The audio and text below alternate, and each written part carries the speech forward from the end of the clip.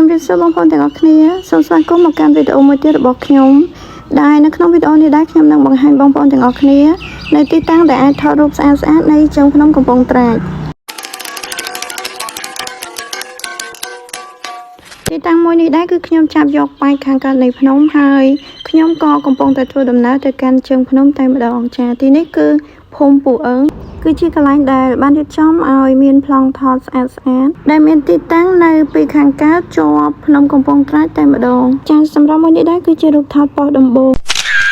ហើយក្រៅពីថតរូបទីតាំងមួយនេះក៏អាចនាំបងប្អូនឲ្យមាន activities ជាច្រើនដែលត្រូវធ្វើនៅភ្នំកំពង់ត្រាចនេះផងដែរដូចជានេះហើយជាប្រភេទរថភ្លើងកែច្នៃដែលបងប្អូនអាចជិះកម្សាន្តមើលទេសភាពនៅជុំវិញជើងភ្នំកំពង់ត្រាចផងដែរហ្នឹងហើយអង្គុយចុងអង្គុយឡើងក៏ថតបានរូបភាពមកប៉ុស្តិ៍ទៀត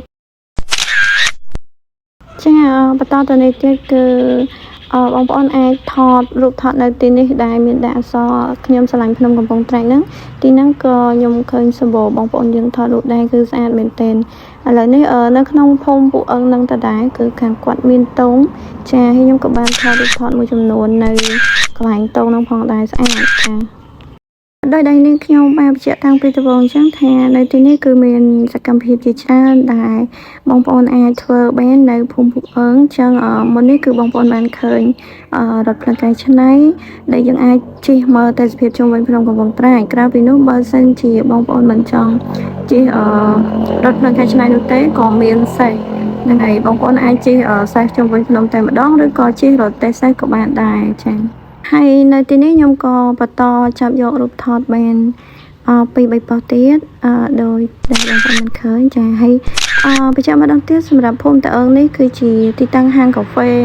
និងលក់អាហារសម្រន់ជាច្រើនប្រភេទហើយមកដល់ទីតាំងលើនេះគឺជាកន្លែងដែលអាចថតរូបបានស្អាតបំផុតផងដែរប៉ុន្តែ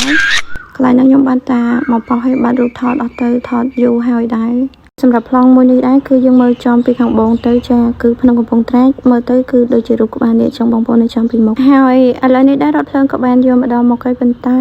ខ្ញុំអត់មានគ្នាជិះទេជិះតែឯងខ្ញុំខ្ជិលអញ្ចឹងគឺបានតែថតប៉ុណ្ណឹងឲ្យបងប្អូនមើលទេបងប្អូនចង់ជិះមើលទេសភាពអាចមកជិះមើលដោយខ្លួនឯងចាចានេះថែមតិចទៀតឲ្យសារវានៅក្បែរកន្លែងដែរដាក់រថភ្លើងមកញ៉ោអញ្ចឹងខ្ញុំក៏ថតបន្ថែមកន្លែងហ្នឹងតិចទៀតហើយចុងក្រោយក៏នាំបងប្អូនមកមើលទេសភាពនៅ